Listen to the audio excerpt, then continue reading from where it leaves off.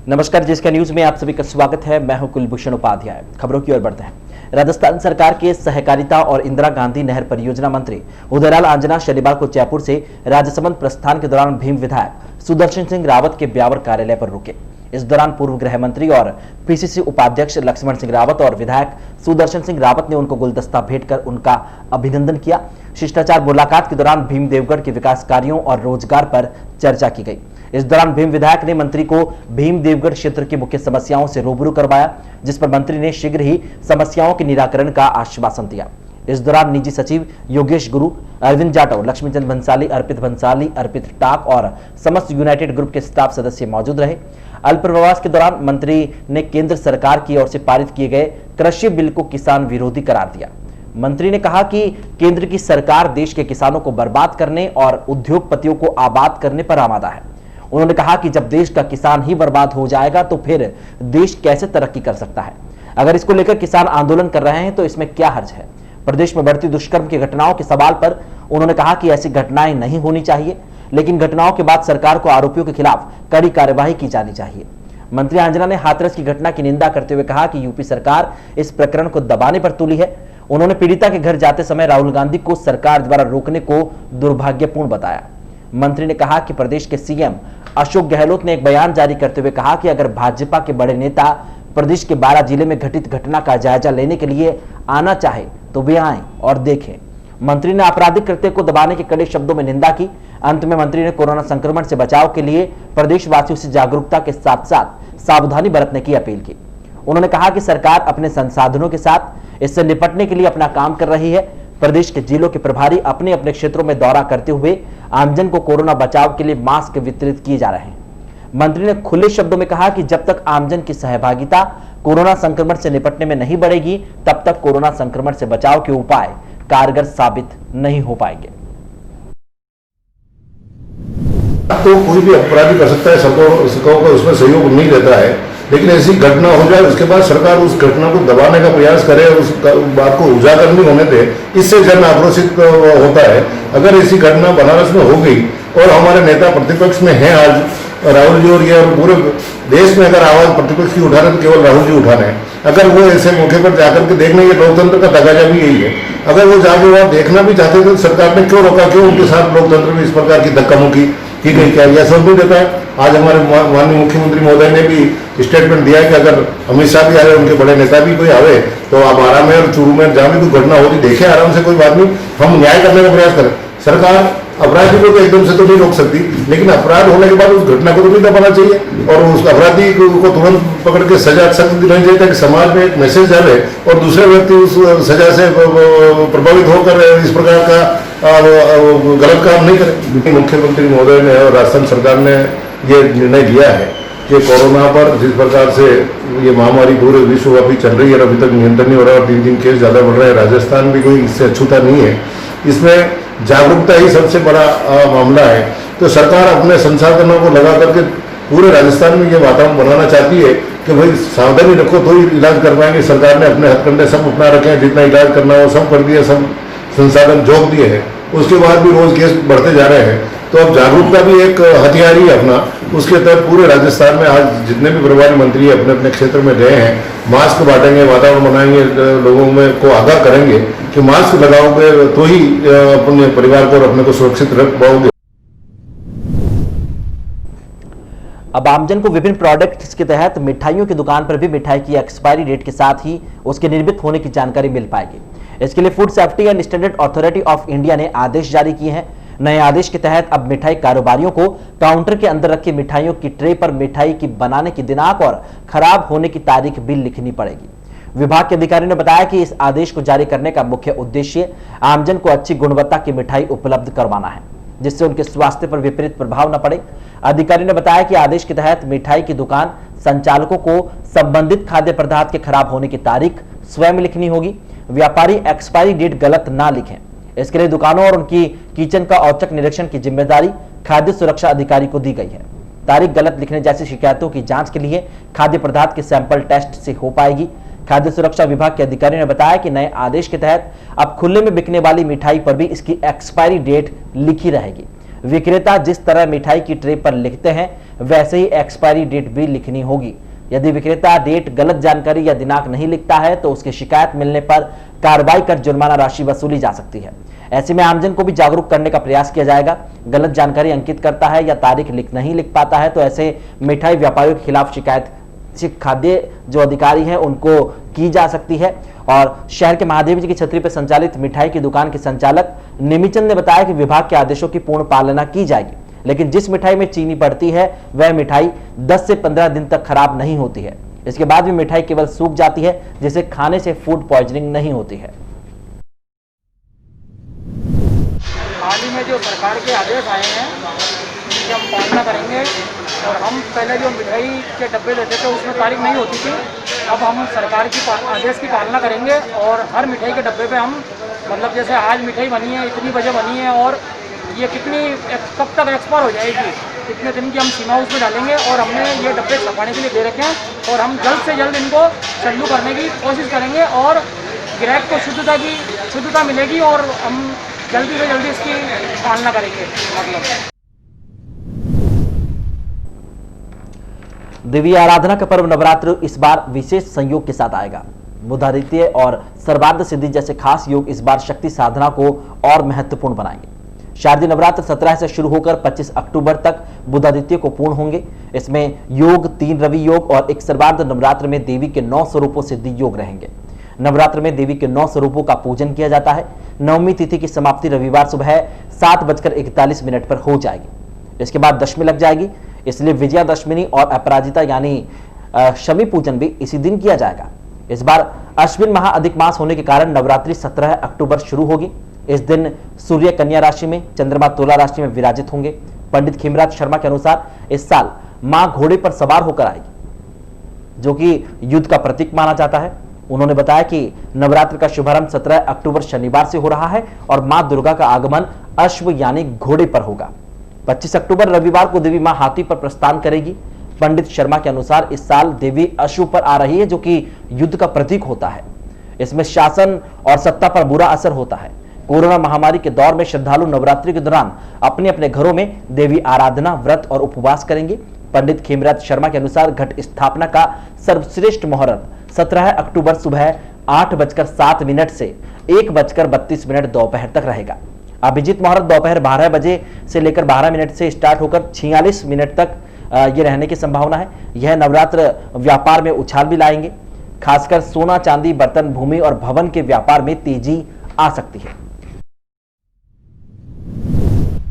श्री आशापुरा माता मंदिर धाम में शारदीय नवरात्रा 25 अक्टूबर से 17 अक्टूबर से 25 अक्टूबर तक रहेंगे। ये पूरे 9 दिन तक नवरात्रा रहेंगे और इसमें सर्वार्थ सिद्धि योग और भूदेव योग से ये नवरात्रा की घट स्थापना होगी। और माँ भगवती से प्रार्थना है नवरात्रे बड़े अच्छी धूमधाम से संपन्न हो, यही प्रार्थना है। और माँ भगवती घोड़े पे सवार होके पधारेगी। जो ये कोरोना काल में है, जो सारा वैश्विक महामारी है, इसका नाश हो सके। और माँ 9 स्वरूपों में 9 दिन तक पूरे नवरात्रा रहेंगे। और हमारे घट स्थापना भगवान के विधि विधान से पाठ, दुर्गा स्तुति का पाठ, सारा विधि विधान से सारा कार्यक्रम होगा हमारे आशापुरा माता धाम में। और नवमी को ही सुबह 7:30 बजे बाद में फिर दशहरा लग जाएगा। और दशहरा उसी दिन है, नवमी के दिन ही दशहरा है। पूरे नवरात्रे पूरे 9 हैं। माध्यमिक स्तरीय विद्यालयों में नामांकन बढ़ोतरी और ड्रॉप आउट बालकों को स्कूलों से जोड़ने के उद्देश्य से शिक्षा विभाग की ओर से प्रवेशोत्सव की अंतिम तिथि 1 माह बढ़ाकर 20 अक्टूबर कर दी गई है। विभागीय अधिकारियों का मानना है कि इससे कोविड-19 के चलते प्रवासी श्रमिकों के बच्चों को विद्यालय से जोड़ा जा सकेगा। उल्लेखनीय है कि माध्यमिक स्तरीय विद्यालयों में प्रवेशोत्सव के पूर्व में अंतिम तिथि 20 सितंबर थी। वैश्विक महामारी कोरोना संक्रमण की चपेट में रहने के बावजूद प्रवेशोत्सव अभियान इस बार जिले के माध्यमिक स्तरीय विद्यालयों के लिए खुशखबरी लेकर आया। विभागीय अधिकारियों के मुताबिक कोरोना संकट के बावजूद माध्यमिक स्तरीय सरकारी विद्यालयों में इस बार पिछले साल के मुकाबले अधिक प्रवेश हुए हैं। विभागीय अधिकारियों के अनुसार आरटी के तहत पहली से लेकर 8वीं कक्षाओं में प्रवेशोत्सव सत्र पर्यंत तक जारी रहेगा। ऐसे में अभिभावक कभी भी बालकों का विद्यालय में प्रवेश दिलवा पाएंगे। इससे पहले भी शैक्षणिक सत्र की शुरुआत के साथ शिक्षा विभाग ने कार्य करना शुरू कर दिया था। प्रवेश उत्सव अभियान के तहत शिक्षकों ने नव प्रवेशित बच्चों को शिक्षा से जोड़ने के लिए अभिभावकों के घर घर दस्तक दी और अभिभावकों को अपने बच्चों को सरकारी स्कूलों में जोड़ने के लिए प्रेरित किया। इसी का परिणाम है कि माध्यमिक से लेकर प्रारंभिक स्तरीय स्कूलों में इस बार नामांकन में बढ़ोतरी दर्ज की जा रही है।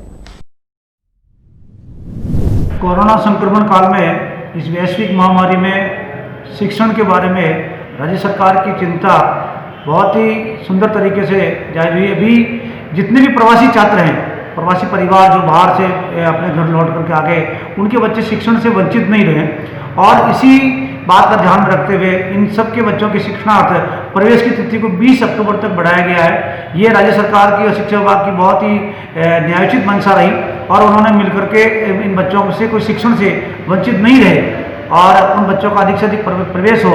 इसी बात को लेकर शिक्षा विभाग के जितने भी कार्मिक है, शिक्षक बंधु हैं, वो भी घर घर तक संपर्क करके ऐसे बच्चे इन शिक्षण से वंचित नहीं रहे और उनका अधिक से अधिक प्रवेश हो और वो बच्चे शिक्षण का लाभ ले सकें और इस योजना का लाभ आपको मिलेगा।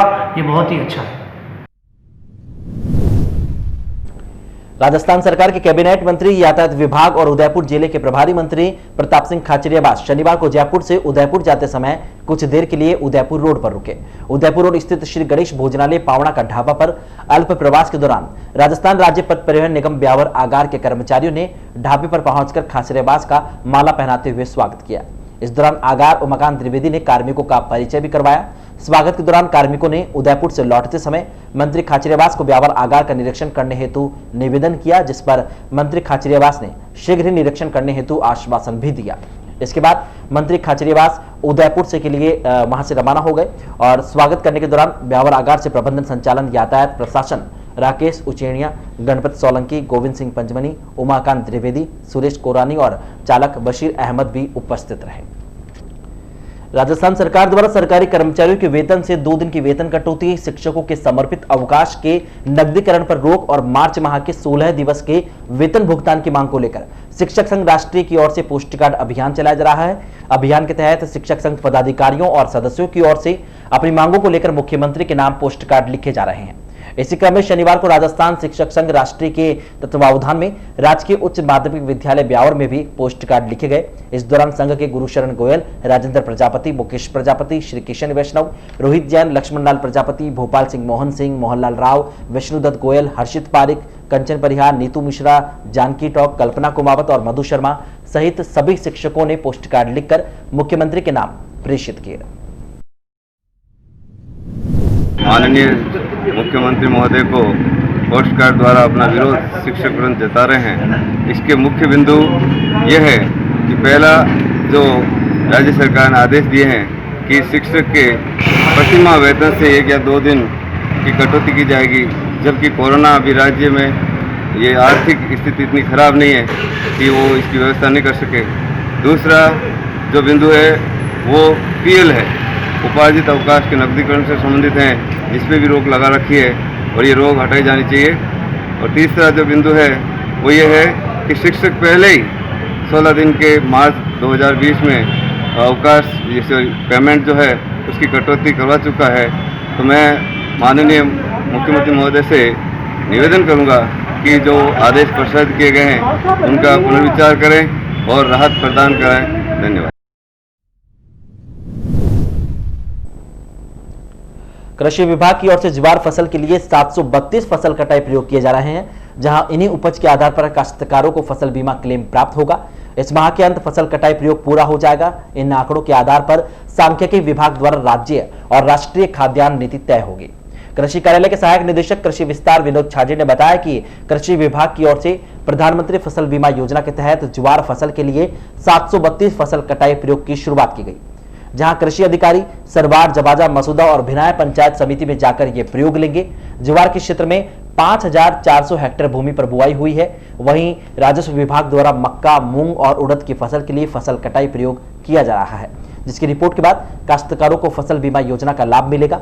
विभाग के अधिकारियों ने बताया कि प्रधानमंत्री फसल बीमा योजना के तहत बुवाई से कटाई फसल स्थिति में अतिवृष्टि, ओलावृष्टि, भूस्खलन, बादल फटना, प्राकृतिक आग और जल प्लावन की स्थानिक आपदाओं से अधिसूचित फसल की क्षति की स्थिति में कृषक को 72 घंटे के अंदर जिले के लिए अधिकृत बीमा कंपनी के टोल फ्री नंबर और लिखित में या 7 दिन में अपने अपने बैंक बीमा एजेंट के माध्यम से अथवा कृषि विभाग के माध्यम से सूचित करने का प्रावधान है। प्रधानमंत्री फसल बीमा योजना अंतर्गत जवार फसल पर प्रयोग कृषि विभाग द्वारा आयोजित किए जाएंगे, जिसमें इस क्लस्टर में 708 प्रयोग विभाग द्वारा संपन्न किए जाएंगे। शेष फसलों के प्रयोग राजस्व विभाग द्वारा संपादित किए जाएंगे, जिसमें मक्का, बाजरा, तिल, कपास, मूंग, उड़द की फसलें सम्मिलित है। ये 2 स्तर पर होते हैं, पहला पटवार स्तर और दूसरा तहसील स्तर।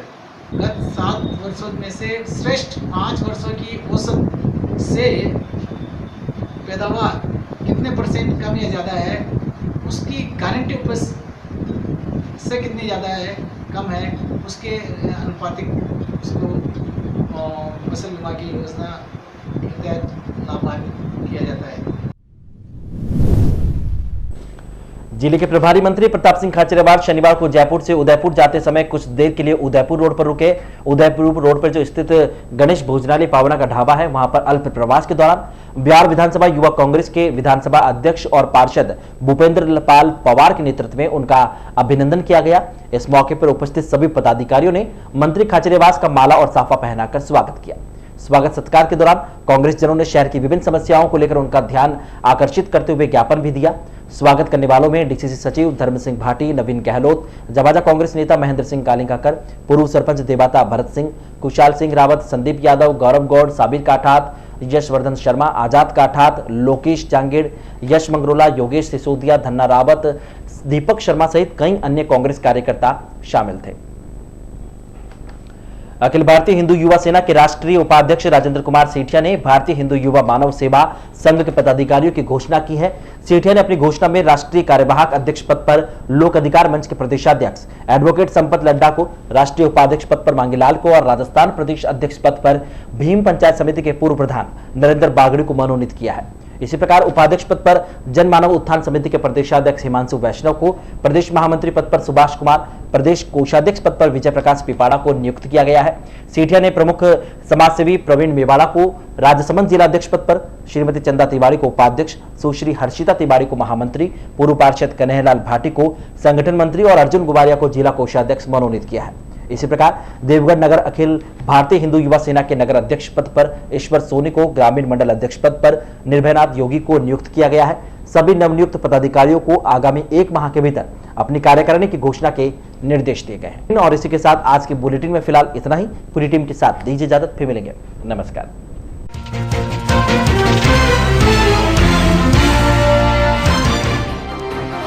अब मिठाइयों पर बिल लिखी होगी, expiry date food safety and standard authority of India ने जारी किए आदेश।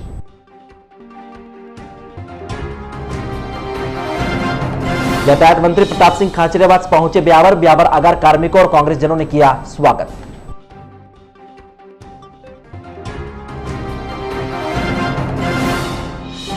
वेतन कटौती के विरोध में शिक्षक संघ राष्ट्रीय ने शुरू किया पोस्ट कार्ड अभियान। लिखित पोस्ट कार्ड सीएम को किए जा रहे हैं प्रेषित।